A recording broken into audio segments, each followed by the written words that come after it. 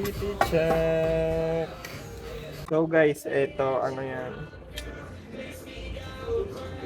HARCX GBT. So try ko lang, sinadjust nung mekaniko ko doon. Ngayon, titignan natin kung ano nangyari sa CVT natin.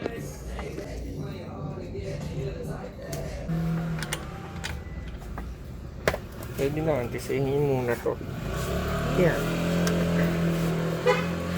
Yan. Yan, tisahin muna.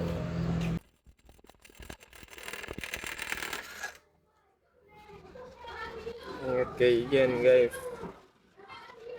Maraming na ano na ganito, bubusal-sal.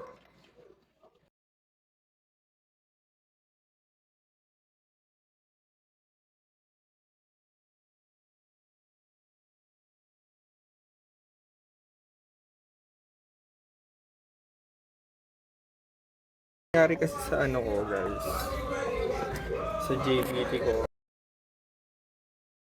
So guys, may mga mute akong part dito kasi nakaka-copyright ako ng TikTok. Feeling ko nag-over RPM ako. Sobrang hina ng casio natin. Yun. Net po, ang wet po, siguro sobrang taas niya.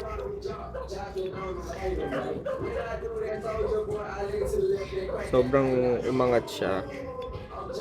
Tapos pinutol niya yung ano, yung slider piece.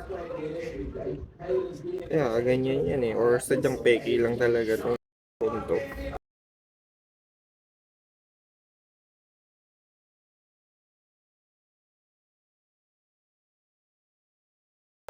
JBT ano na,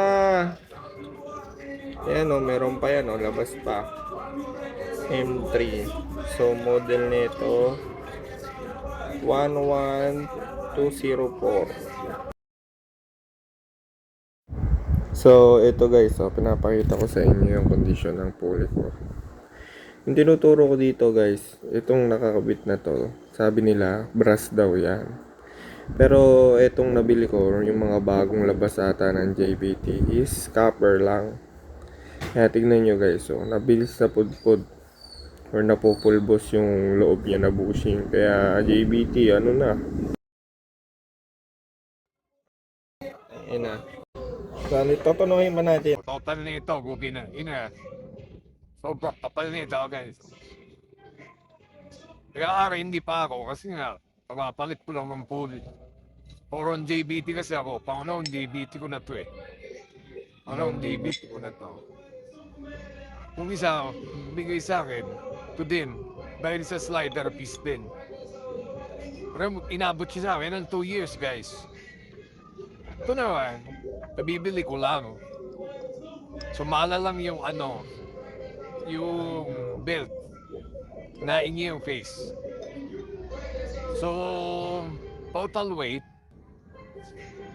medyo mabigat si DBT o para mo eh, HARC. Pero makapal si HARC, guys. Kasi hindi ko nag-compensate sila sa kapal sa light tong material nila. Kaya pinag-combine ko yun pareho. Pero try natin HARC pareho. So inspect natin yung rampa nito. Yung HARC kasi guys, ayan, maliit yung bushing yan. Tatagas pala ako ng isa. Pero hindi naman malakas. Hindi ko alam kung langis ba to or grasa. Pero hindi naman malakas.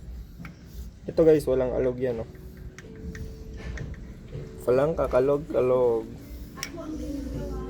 Halos 0-0 siya. Halos lang naman, siguro mga 0.5 mm ang clearance nito. Yung kay JBT kasi ang laki ng kalog eh. Pag yung bago pa lang, maliit yung kalog.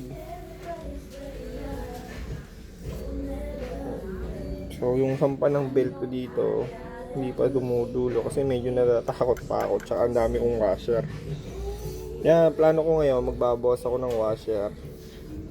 Siguro, try ko muna ng walang washer. Tapos dandahanin ko, magdagdag ako habang nag-a-R&D pa ako ulit. Top speed ko dito, 102. Pag hinataw ko galing 0, sobrang bilis niya mag 90. Hindi ko pa inaano na mag 100 agad kasi tatakot ako eh. Grabe kasi yung angin niya.